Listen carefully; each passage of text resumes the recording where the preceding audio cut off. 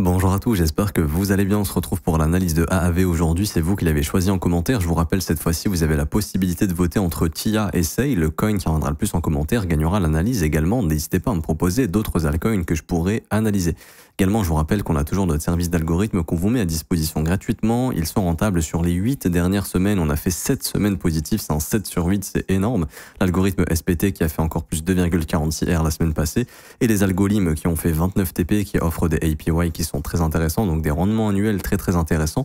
Pour obtenir ces algos, c'est gratuit. Vous conservez 100% des gains. C'est le premier lien en commentaire épinglé. Ça vous ramène sur cette page. Il faut juste s'inscrire sur BitGet via notre lien partenaire. Donc vous cliquez sur ce lien, vous vous inscrivez via notre lien partenaire, vous validez votre KYC sur la plateforme et ensuite vous avez juste à cliquer sur Obtiens nos algos trading 100% gratuitement. Vous remplissez prénom, email, identifiant BitGet, vous cliquez sur Rejoindre et ensuite vous avez juste à cliquer sur ce lien Configure nos algos de trading. Vous avez 4 petites vidéos à regarder, 1, 2, 3, 4, elles sont dans l'ordre et ça vous explique absolument tout. Configurer les algos, les montants, les risques par trade, voir les trades réalisés, voir les gains réalisés, mettre en pause les algorithmes, les relancer. Tout est expliqué de A à Z et je vous rappelle que vous êtes déjà des milliers à les utiliser. Il y a même les témoignages des membres dans le Discord juste ici, témoignages algo trading pour ceux qui veulent y jeter un petit coup d'œil. Alors, pour revenir sur AAV ici, je vais laisser ce qu'on avait dessiné, ok.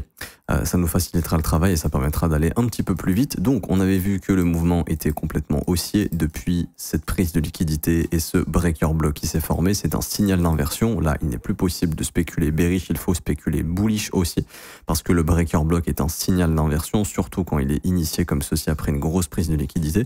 On parle quand même du plus bas du mois de novembre, donc juste avant l'élection de Trump, beaucoup de gens ont mis leur stop loss ici et ont vendu ici en panique, ce qui fait que le marché a pu trouver acheteur et prendre le mouvement contre-pied. Ce qui confirme ce contre-pied, c'est le breaker block. Dans le mentorship, je vous l'enseigne, mais je reviendrai sur le mentorship en fin de vidéo.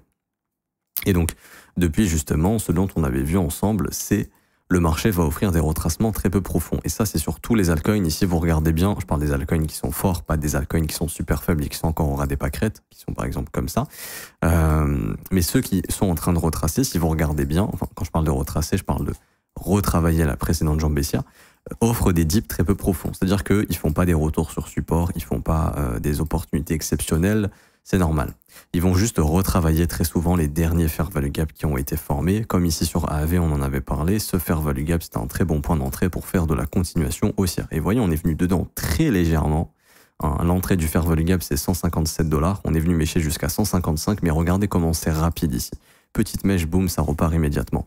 Nouveau fair value gap haussier, signe de force, regardez ce qu'on fait. On le comble, boum, ça repart immédiatement.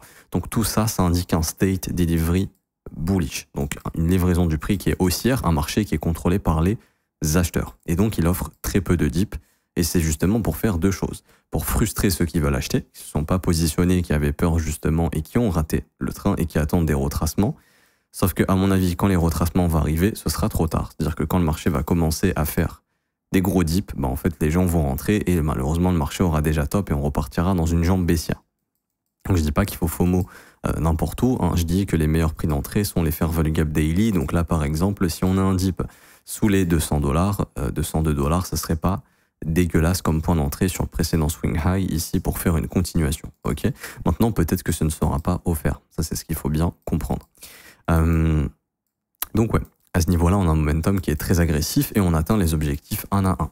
Pour moi, un objectif qu'on a vu et que AAV va venir déclencher, c'est, bon, bien évidemment, le premier arrêt, on y est 222 $, donc c'est normal de voir AAV commencer à consolider autour de ce niveau, mais je pense que ce niveau va sauter et je pense qu'on va aller chercher le fair value gap mensuel. À mon avis, c'est l'objectif de repricing au minimum. Je vais juste dégager ça aussi, 88,6, hop. À mon avis, c'est l'objectif de repricing, donc de revenir entre les 241 et les 256 $. Donc à mon avis, le top n'est pas encore là. Je pense qu'on va s'affranchir du premier arrêt et qu'on va venir chercher le fair value gap en mensuel juste ici que je vous ai indiqué entre 240 et 255 $.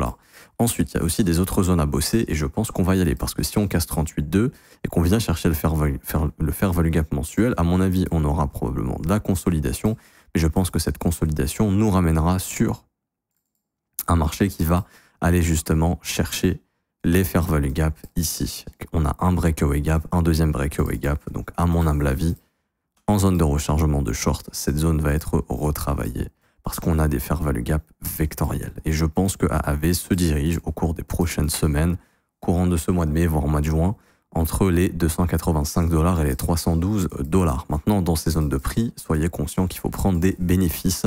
Si vous êtes rentré en mode FOMO cet hiver, pensez à sortir à break-even et à prendre du recul. En tout cas, moi, c'est ce que je ferais personnellement si j'étais rentré en FOMO ici, parce que je le vois qu'il y a énormément de FOMO. Les bougies bleues indiquent des bougies à fort volume. Le fort volume, ça traduit quoi? Ça traduit une activité de marché élevée, et très souvent, c'est à ce moment-là que les gens FOMO. Par exemple, si je vous montre les volumes, alors où est-ce que je les ai? Voilà, vous allez voir que sur mes bougies bleues, il y a toujours des pics de volume ici. Vous voyez, le gros pic de volume ici, le gros pic de volume. On sait qu'il y a eu énormément de FOMO dans ces zones. Donc on sait qu'il y a énormément d'acheteurs qui sont coincés, je dirais, dans ces niveaux de prix. Donc c'est pour ça que quand on reviendra dans cette grosse distribution, à mon avis, il faut sécuriser ses investissements. Si vous êtes positionné sur ces plus bas, ici, peu importe, dans ces niveaux de prix, il faut absolument prendre des profits. Je vous ai fait une vidéo là-dessus sur Tao, mais ça sert à rien d'acheter et d'espérer faire 1 x 100 ou 1 x 10, d'acheter une fois et de revendre au x 10. C'est pas comme ça que ça marche. Vous devez prendre des profits sur la montée. Pensez toujours à cette courbe risque-temps. Ça, c'est le temps. Ça, c'est le risque. Votre risque, vous rentrez, il est là. C'est votre risque par défaut. Il faut éviter de tendre le risque au nord. Ce qu'il faut faire, c'est tendre le risque au sud jusqu'à ce qu'il soit à 0. C'est quand votre risque est à 0 que vous prenez les meilleures décisions. Plus votre risque est élevé, plus vous prenez des décisions émotionnelles qui n'ont rien à voir avec votre plan de trading. Donc l'objectif, c'est de ramener ce risque à 0. Et comment on ramène ce risque à 0? J'ai acheté ici, je prends plein de profits. Profitez-en, les brokers. Et j'ai vu un message et je vais répondre qui dit faites pas ça, si vous mettez plein d'ordres de vente, vous pouvez être requalifié en professionnel et payer plus de taxes. C'est des conneries, ok? Quand vous faites un investissement, bien évidemment, l'administration va voir que vous avez acheté un point A et vous avez fait plein d'ordres de profit pour simplement récupérer de l'argent. Ça n'a rien à voir avec du trading professionnel. C'est du trading basique. J'ai acheté un actif, j'ai mis plein d'ordres de vente pour prendre mes profits. Ça changera rien si vous mettez 100 ordres de vente et un ordre de vente. Le résultat final est le même. Hein, vous n'êtes pas en train de faire du trading journalier tous les jours, en train de trader des contrats CFD, des marchés futurs. Ça, oui, c'est du trading professionnel. On reste sur du marché spot et sur de l'investissement. Donc, n'ayez pas de crainte à ce niveau-là. Maintenant, encore une fois, pourquoi il faut faire ça? Parce que plus ça monte, plus vous prenez des bénéfices et plus ça réduit votre exposition à l'actif et plus votre risque tend vers 0. Et c'est ce qui permet justement de ne pas se faire avoir parce qu'il y en a plein qui achètent là, qui espèrent revendre à 1000 balles, sauf qu'au final, AAV va peut-être s'arrêter à 400 $ et au final, ensuite, il va refaire une jambe baissière et vous allez vous manger cette jambe baissière parce que vous n'avez pas pris de profit. Alors que si vous faites que de vendre sur la montée, tout ça, c'est des ordres de cash que vous récupérez. Sur la prochaine vague baissière, vous pouvez racheter avec votre cash récupéré, et ça vous permet d'augmenter votre bague, de racheter moins cher et de revendre encore plus en profit sur les prochaines jambes. Parce que comme vous le voyez, on est dans un marché qui ne fait plus des mouvements complètement paraboliques comme en 2021, parce qu'on n'est pas du tout dans la même politique monétaire, et ça, comme vous pouvez le voir, vous avez des phases ascendantes, des phases de retracement, de consolidation, des phases ascendantes, des phases de retracement, etc., etc. Donc pareil, il y aura probablement ce genre de mouvement par la suite, ça faut bien le comprendre. Donc c'est pour ça qu'il faut prendre des profits. Il n'y a rien de mal à prendre des profits. J'ai l'impression que c'est tabou en crypto de vendre. Non, tu crois pas, tu vends, c'est pas bien. Les gars, on en a rien à foutre. Vous êtes là pour faire du profit. Vous n'êtes pas là pour vous serrer la main dans les bons et les pires moments. Ça, c'est du bullshit. Il y a 10% des acteurs qui gagnent dans le marché. Vous ne pouvez pas gagner tous ensemble. Si tout le monde attend les mêmes targets et veut vendre et faire son x10, ça n'arrivera pas. En tout cas, ça n'arrivera probablement pas sur les coins que les gens hold. C'est pour ça qu'il faut bien prendre des bénéfices quand c'est offert par le marché. C'est super important. Et du coup, ici, on est dans un marché où cette zone des 240 à 255 $, faut prendre des profits. Ensuite, prochaine zone de prise de bénéfices, pour moi, c'est entre 285 et 312 $. Ensuite, imaginons dans le meilleur des mondes, alors est-ce qu'en weekly il y a des trucs qui traînent? Ouais, faire le gap weekly aussi, donc double confluence. Dans le meilleur des mondes, on va faire un nouveau sommet. Ok, là vous avez le sommet de 2024, donc c'est ce qu'on appelle le Previous Yearly High. C'est un point d'intérêt qui est énorme. Je vais le mettre en bleu et lui je vais le mettre vraiment en gros comme ceci. PYH, Previous Yearly High. Ça veut dire le sommet de l'année passée tout simplement. Bien sûr que ça c'est une zone de profit massive aussi. Si vous regardez bien, AAV, il est venu chasser son sommet de 2022 et ensuite il a fait un énorme retracement ici. Donc les sommets annuels sont des zones de prise de bénéfices. Maintenant, si on part, imaginons, sur un énorme rallye, c'est-à-dire que là on est au début d'une nouvelle vague haussière et que AAV du coup va faire ça, c'est-à-dire qu'il continue sa dynamique haussière creux, sommet, creux, sommet, creux ascendant, sommet ascendant, creux ascendant, ce qui est tout à fait possible, hein. Pour moi, on a retracé tout ce qu'il y avait à retracer. Le dernier fair value gap mensuel juste ici, prise de stop, de l'order block qui plus est, donc rien à dire. Il y a deux scénarios. Il y a le premier qui est celui-ci, malheureusement, et donc là, il faudra s'attendre à un retour vers les lots de 2022 et 2023. Autant vous dire, j'ai pas envie que ça arrive pour ceux qui hold. Deuxième scénario, et c'est le meilleur scénario en soi, et pour l'instant c'est le plus probable, c'est le scénario de continuation, c'est-à-dire de continuer de faire ça, tranquillement, notre petite dynamique haussière. Donc à ce moment-là, si on fait ce scénario, les objectifs sont les suivants.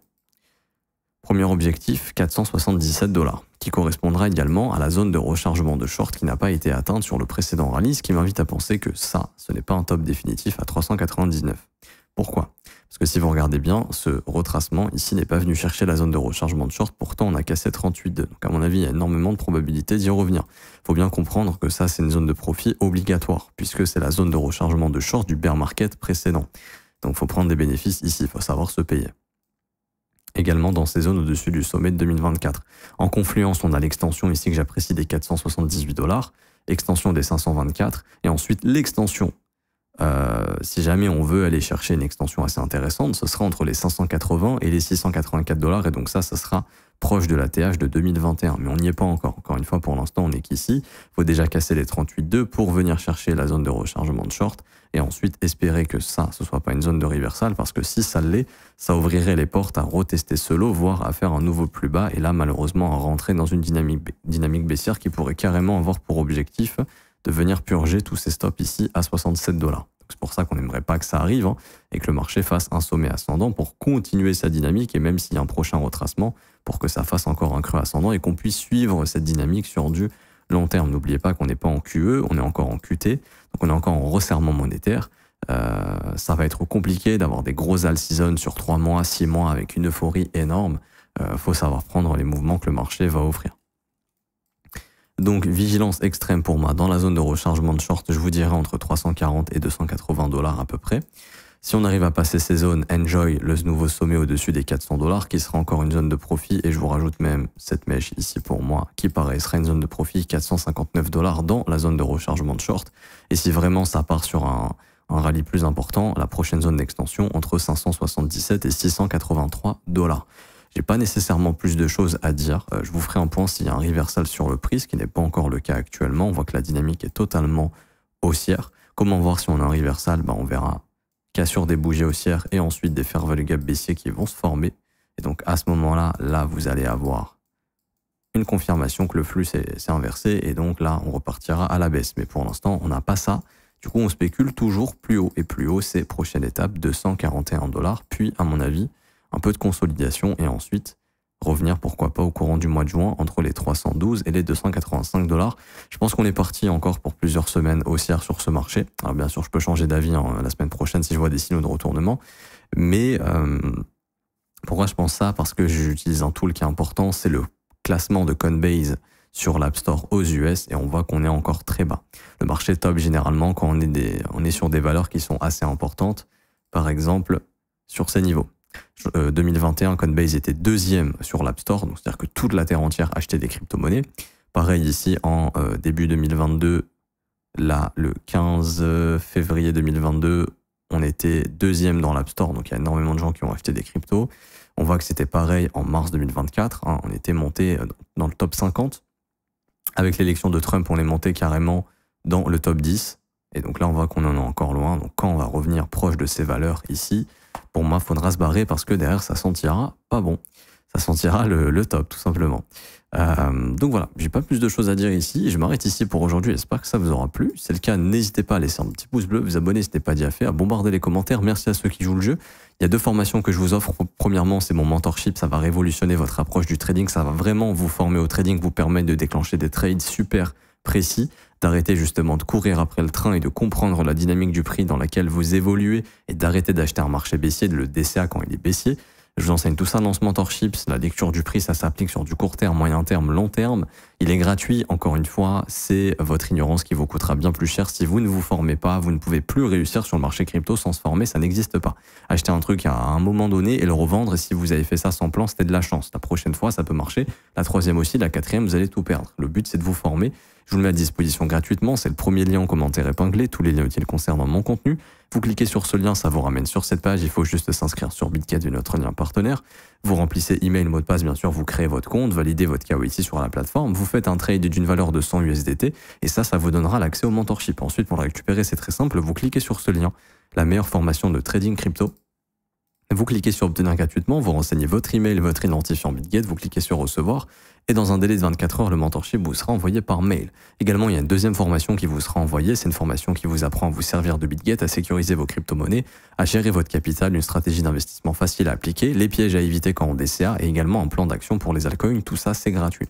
Pour ceux qui veulent rejoindre mon accompagnement, c'est mon contenu le plus premium, c'est se former à mes côtés, rejoindre mon groupe privé, rejoindre mes insights. Ça se passe dans mon école, le prix est de seulement 49 € par mois, c'est sans engagement. Vous avez aussi les offres 3, 6 et 12 mois qui sont moins chères, qui vous permettent de payer moins cher, tout simplement. Et vous avez des cours jeunes et d'école, l'accès à la formation de l'école, 19 heures de cours vidéo, 8 modules qui sont juste ici, qui vous forment de A à Z, analyse technique, analyse fondamentale, création de stratégie, développement de profil, développement de plan. Également derrière, vous avez un accès au Discord pour poser toutes vos questions. C'est ici qu'on fait l'accompagnement. Mon équipe est là pour vous accompagner et moi-même. Et derrière, tous les jours, du lundi au vendredi, je fais des briefs en direct. À partir de 9 h du matin, heure de Paris, je réponds à vos questions, j'analyse vos coins, on trouve des opportunités ensemble. Tout ça, c'est exclusif à l'école. Ok. Vous avez également les témoignages des membres juste ici pour vous faire une petite idée pour ceux qui veulent nous rejoindre. Vous serez les bienvenus, vous serez bien accompagnés. Je m'arrête ici, on se retrouve très bientôt. Bonne journée, ciao ciao.